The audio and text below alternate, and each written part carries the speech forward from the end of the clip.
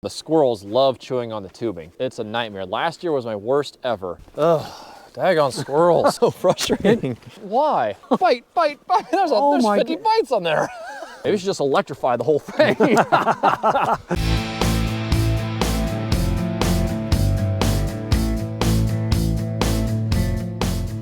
Good morning, folks, and welcome back to Wishwell Farms on this beautiful sunny January day. It is so nice to finally see the sunshine. It has been cold, dark, cloudy, and snowy for like 10 days straight, so this is a nice change. So I have a special delivery that is going to be arriving to our farm any moment. So as soon as he pulls in here, we'll get the forklift out and get him unloaded, and I'll show you what we got. Okay, Tassie, come on, we gotta take you back inside. You can't be out here when the semi comes. Come on, let's go. Oh, there's the kitty. Go get the kitty.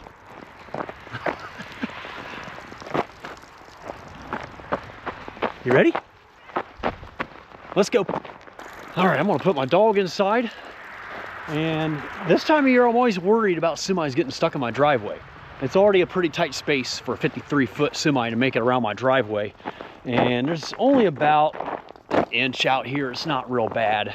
In some places, it's not even an inch in the driveway. So I'm pretty sure he'll get around here okay, but I have had semis get stuck in our driveway several times over the years, and that is not fun. So I usually try to postpone our big deliveries that come on semis for February and March. But this one has some special items for the greenhouse that we are going to be working on here very soon. So we need to get this one here at the farm sooner than later. Okay, Tassie, let's go. I don't have a good feeling about this forklift starting. Let's give it a shot and see what happens. But it's so cold out, you know, it's in the teens for the last few days. I'll probably have to put the battery jumper on here to get her to fire up. Let's see what happens.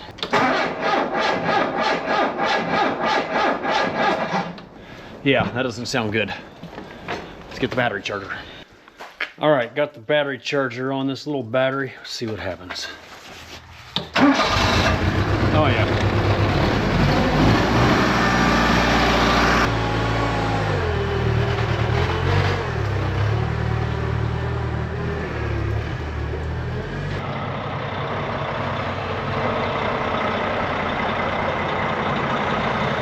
I think he's gonna make it. He's not spinning yet. That's good news. All right, let's get him unloaded and see what we got.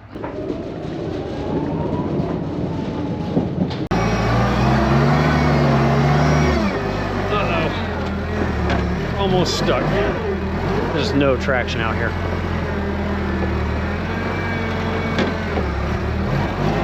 Boy, this ain't good. All right, we got one of them off. I couldn't run the camera while I was trying to roll up to that semi. I need like 4 hands.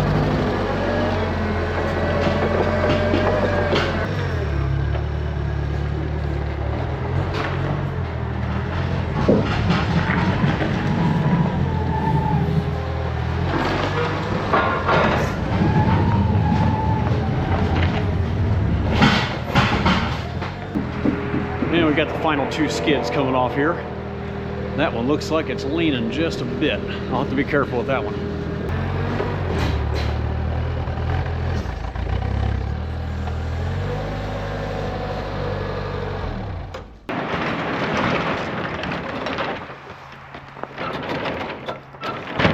All right, we ended up getting everything unloaded. The semi made it out of the driveway okay without getting stuck. And that was a delivery from Waldo and Associates up in Perrysburg, Ohio.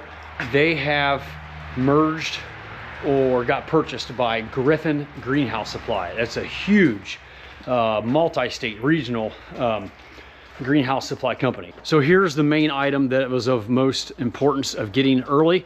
This is 2 skids of perlite that is going to be dumped into my Dutch Beto buckets in the greenhouse for hydroponic tomato growing. And then right here is about 2/3 of our fertilizer for the hydroponic tomatoes. And then right here is our germination mix for starting all of our transplants, for all of our seeds starting in our transplant house. So they were missing about a dozen bags of fertilizer They didn't have them in stock, so that'll be coming at a later time, but I don't really need it today. I have a little bit on hand left over from last year, so as long as it's here by March, I'll be in good shape. All right, glad that delivery is all taken care of. Glad the forklift started, and glad we didn't get stuck out here in the snow. You know, there's not a lot of exciting things happening on the farm in the middle of January, so getting a delivery of supplies for the upcoming growing season is always a pretty exciting thing. I just got a call from my brother Joel, and he is out in the woods working on preparing for maple syrup season, sap flowing season, which is just around the corner. He's got to have everything ready here in a couple weeks. So we're going to go out in the woods, hang out with him for a bit while he explains and demonstrates everything that he's doing out there to get ready for this busy sap flowing season here in just a few weeks. Fortunately, the ground is good and frozen, so I can just drive through the field.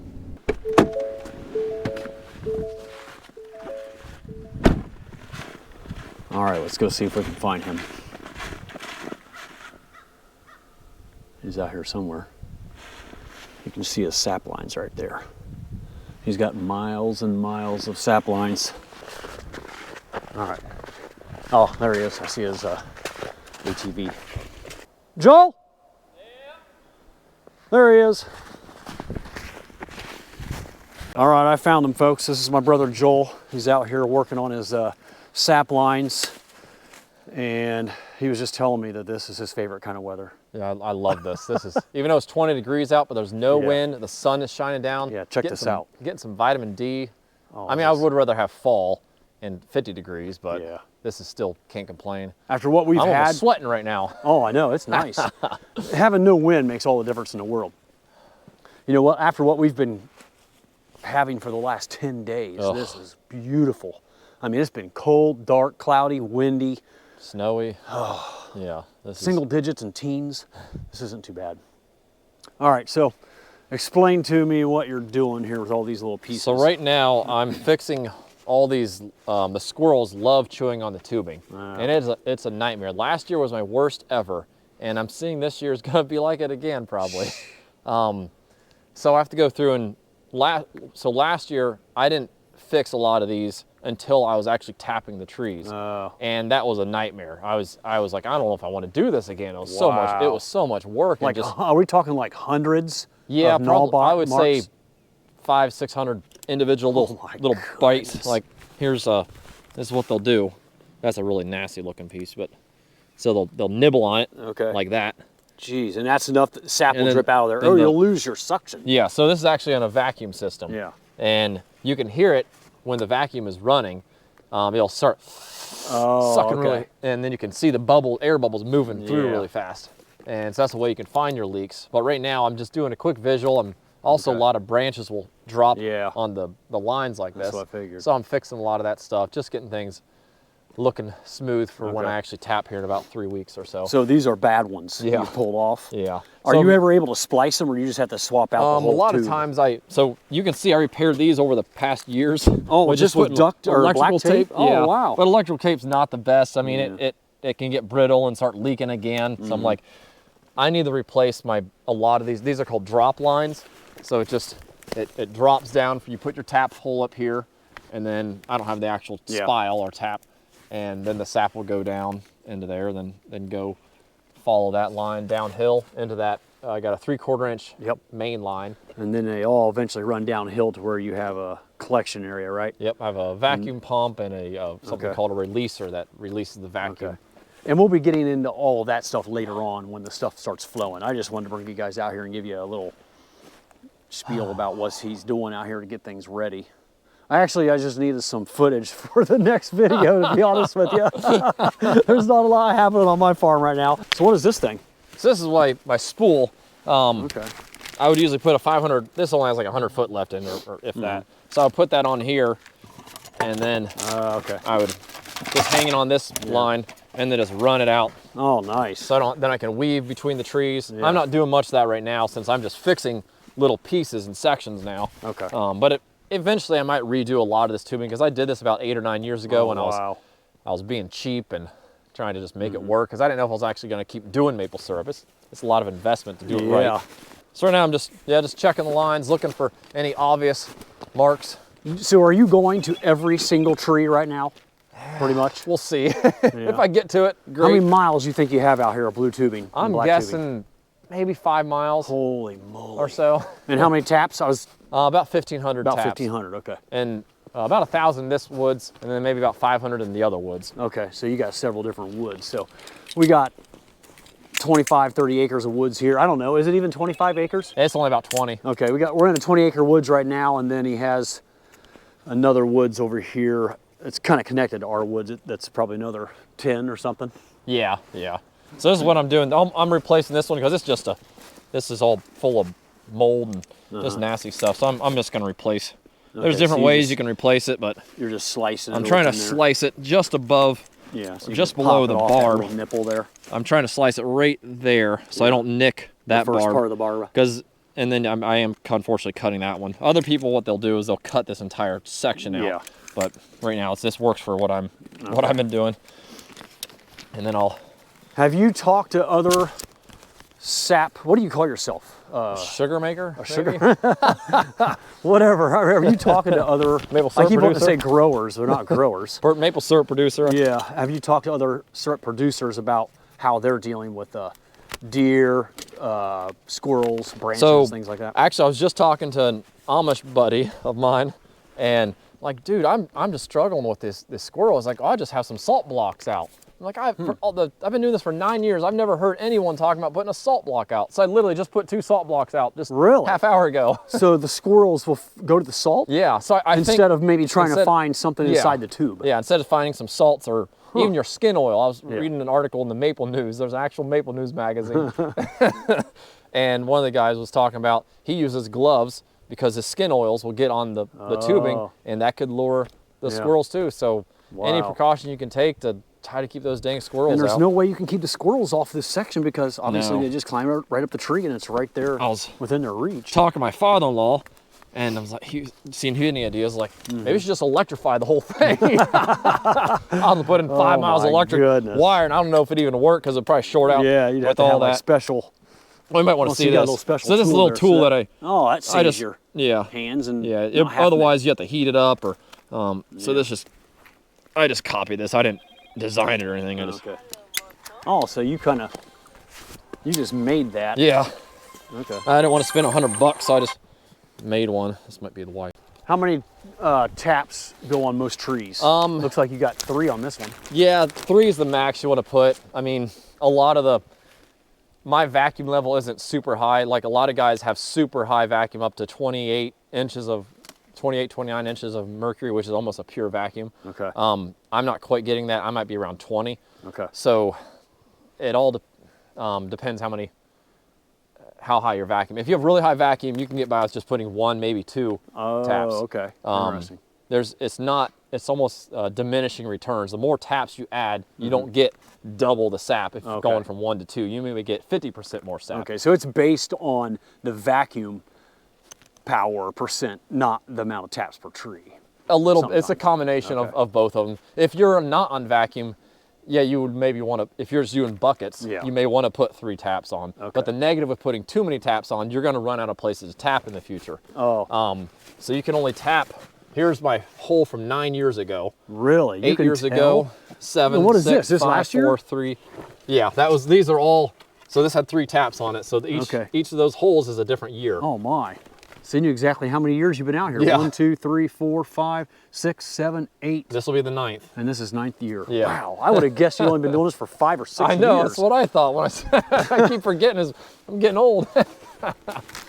So we could make an hour-long video about the maple syrup producing process, but I just wanted to come out here and touch on a few things right now. But I know some of you guys are gonna have some questions on how many gallons of maple syrup is he wanting to produce off these 1,500 taps. Last year I did about 500 gallons. 500 gallons of finished product? So about 1/3 of a gallon per tap.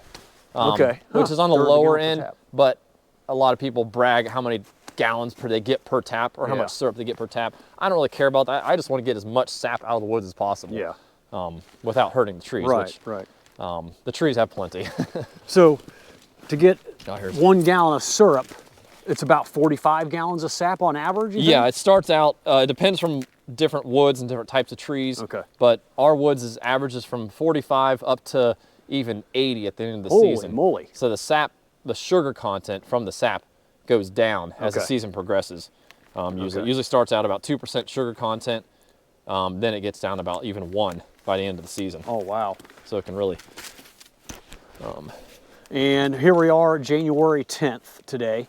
How many days, or what date do you expect to see the sap starting to flow? If it stays cold like this, I'm not going to tap. But as soon as I start seeing a 2-week potential warm spell with that freeze and thaw cycle, I'll probably try to tap then. Probably I usually February? tap end of January, early February. Okay, so it could even happen this month yet. Yeah, yeah. Okay. Very, very likely. Okay.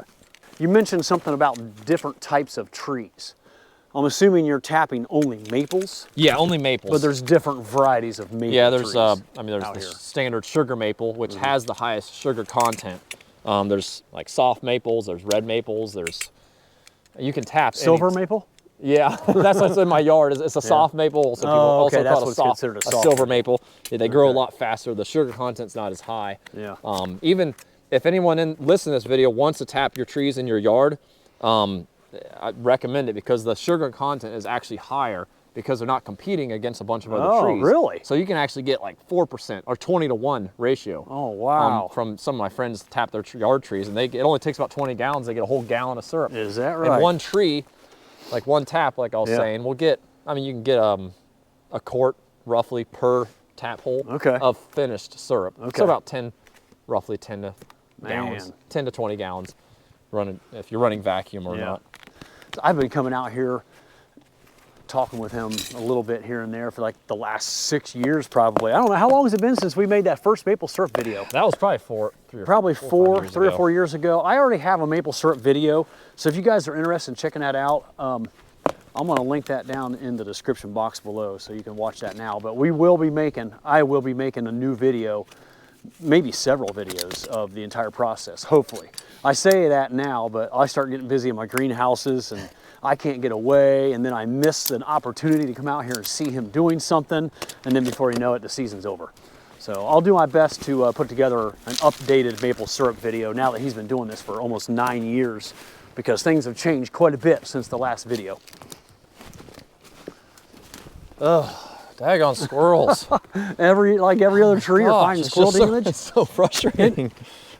Another thing that I can't believe about that is that my son squirrel hunts to the point where I thought he was going to eradicate every squirrel in this woods. I can't believe, you know what, it could be chipmunks and red squirrels too. Maybe, I don't know. What's the difference with red squirrels? Well, they're smaller. There's not a lot of meat on red squirrels. You shoot fox squirrels. We have fox squirrels here in our woods in Ohio. In town, there's the gray squirrels. We don't have any black ones here. But there are a fair amount of red squirrels, and you don't really hunt those, and I see chipmunks all over the place too, so maybe chipmunks and red squirrels are contributing to the damage. Little devils. I was just asking him how in the world does he keep track of which trees he's checked and not checked, and he was just telling me that he kind of zigzags back and forth on either side of the black line, the heavier, 3/4 inch line? Yeah. He said? Yeah. That way he kind of knows where he's been. He zigzags his way through the woods all the way up into the next section. So he hasn't done any of this section over here. Well, he is getting ready to wrap things up here because it's almost dinner time. And I will definitely bring you guys back for a full-on maple syrup video, sap video, and show you his reverse osmosis system. He can remove like 70% of the water from the sap to make the boiling process much, much quicker. Look at this one.